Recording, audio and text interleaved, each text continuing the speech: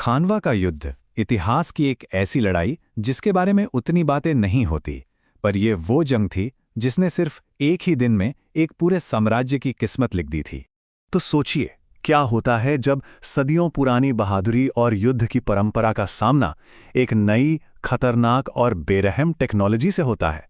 ये सिर्फ दो सेनाओं की टक्कर नहीं थी, बल्कि दो अलग अलग युगों का टकराव था। अच्छा, तो इस पूरी कहानी को समझने के लिए हम क्या क्या देखेंगे? सबसे पहले कि बाबर की पहली जीत आखिर अधूरी क्यों थी। फिर बात करेंगे उन दो महान योद्धाओं की जो आमने सामने थे। उसके बाद बाबर की उस कमाल की मिलिट्री स्ट्रैटेजी को समझेंगे। फिर चलेंगे सीधा मैदाने जंग में, और आखिर में देखेंगे कि कैसे इस एक लड़ाई ने एक नए साम्राज्य को जन्म। तो शुरुआत करते हैं पहले हिस्से से। पानीपत की लड़ाई बाबर जीत चुका था, लगा कि बस अब हिंदुस्तान फतेह हो गया। लेकिन असली कहानी तो इसके बाद शुरू होती है। सच्चाई इससे कहीं ज्यादा पेचीदा थी। देखिए, पानीपत की जीत से बाबर को दिल्ली और आगरा तो मिल गए, मतलब कंट्रोल मिल गया, पर पूरा हिंदुस्तान अभी भी उसके खिलाफ खड़ा था। उसकी हालत एक ऐसे जीतने वाले की तरह थी जिसके पास अभी तक कोई राज्य ही ना हो, एक अनजान जमीन पर दुश्मनों से घिरा हुआ। असली जंग तो अभी लड़ी जानी थी। और ये असली जंग, इसका मतलब था दो दिग्गजों का आमने सामने आना। एक तरफ था मुगल आक्रमणकारी बाबर और दूसरी तरफ मेवाड़ का शेर, महान योद्धा राणा सांगा। और इन दोनों सेनाओं में ना जमीन आसमान का फर्क था।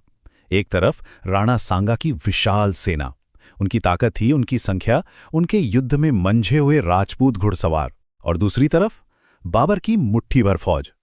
लेकिन इस फौज के पास था अनुशासन और एक ऐसी चीज जो गेम चेंजर साबित होने वाली थी, गन पाउडर यानी बारूद। तो सवाल ये उठता है कि बाबर ने इस नंबर्स गेम को कैसे हराया, इतनी बड़ी सेना का सामना कैसे किया?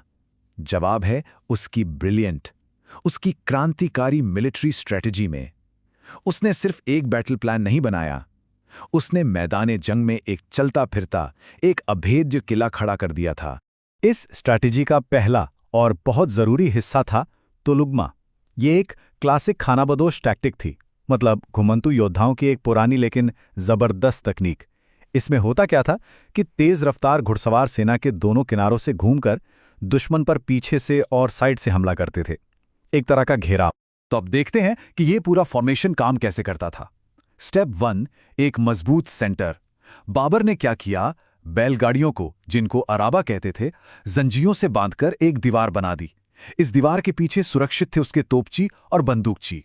फिर स्टेप 2, दोनों तरफ मतलब लेफ्ट और राइट में उसने अपने सबसे बेहतरीन घुड़सवार छुपा रखे थे। यही थे तुलुगमा को अंजाम देने वाले।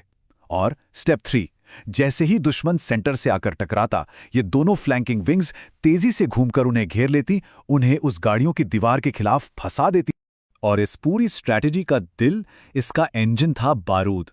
उसकी तोपें दूर से ही आग बरसाकर दुश्मन की फॉर्मेशन को तोड़ देती थीं, और जो मैचलॉक गन्स थीं वो अराबा यानी गाड़ियों की दीवार के पीछे से सेफ रहकर आगे बढ़ने वाले घुड़सवारों पर गोलियों की बरसात कर देती थीं। ये तोपों, बंदूकों और गाड़ियों का कॉम्बिनेशन उस वक्त के लिए लिटरली अनबीटेबल। तो अब टैक्टिक्स और प्लानिंग बहुत हो गई। चलिए सीधा चलते हैं मैदान जंग में। तारीख 16 मार्च 1527, जगह खानवा। ये वो दिन था जब हिंदुस्तान के आने वाले कल का फैसला होने वाला था।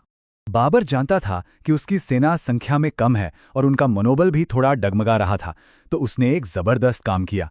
अपने सैनिकों के सामने उसने एक जोश भरा भाषण दिया, उनके सामने शराब के बर्तन तुड़वाए, आगे से कभी न पीने की कसम खाई और इस जंग को एक जिहाद यानी धर्म युद्ध का नाम दे दिया। मतलब आमने सामने दो ही रास्ते थे, या तो इज्जत से मरना या फिर जीतना, बीच का कोई रास्ता नहीं था। और जंग शुरू हुई। राजपूत घुड़सवारों ने एक साथ एक तूफान की तरह बाबर की छोटी सी सेना पर चार्ज कर दिया। उनको पूरा यकीन था कि उनके इस आक्रमण के आगे ये मुट्ठी भर लोग टिक नहीं पाएंगे, कुचल दिए जाएंगे। लेकिन हुआ ठीक इसका उल्टा। राजपूत सेना का वो भयंकर चार्ज बाबर की गाड़ियों की उस दीवार से जाकर टकराया और बस रुक गया। और जैसे ही वो रुके, तोपों और बंदूकों ने आग उगलना शुरू कर दिया। ये एक ऐसा मंजर था, एक ऐसी आवाज थी जो राजपूत सेना ने पहले कभी न देखी थी न सुनी थी। उस शोर, धुएं और आग ने उनके घोड़ों और सैनिकों में ऐसी भगदड़ मचाई कि उनकी फॉर्मेशन टूटकर बिखर गई।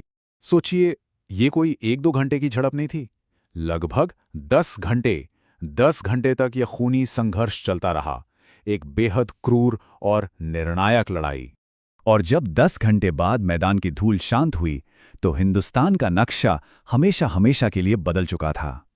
खानवा की जीत सिर्फ एक बैटल जीतना नहीं था, ये एक नए साम्राज्य की, मुगल साम्राज्य की नींव का पत्थर था। इस जंग के बाद जो पावर बैलेंस था ना नॉर्थ इंडिया में, वो पूरी तरह से पलट गया। देखिए, खानवा से पहले राजपूत संघ सबसे बड़ी शक्ति था, उनका दबदबा था, लेकिन इस एक हार के बाद वो शक्ति बिखर गई और मुगल अचानक से सबसे बड़ी निर्विवाद शक्ति बनकर उभरे। तो इसको अगर हम टाइम के कॉन्टेक्स्ट में देखें तो अप्रैल 1526 में पानीपत की लड़ाई ने बाबर को हिंदुस्तान में एक फुटहोल्ड दिया, मतलब पैर जमाने की जगह दी। लेकिन मार्च 1527 की खानवा की लड़ाई ने उसे यहां का मालिक बनाया, उसके दावे पर मुहर लगा दी। 1530 में जब बाबर की मौत हुई तब तक उसका बनाया साम्राज्य इतना मजबूत हो चुका था कि वो आसानी से उसके बेटों को मिल सके। खानवा ने ही ये सब मुमकिन किया। और अब आखिर में एक सवाल छोड़ जाते हैं सोचने के लिए।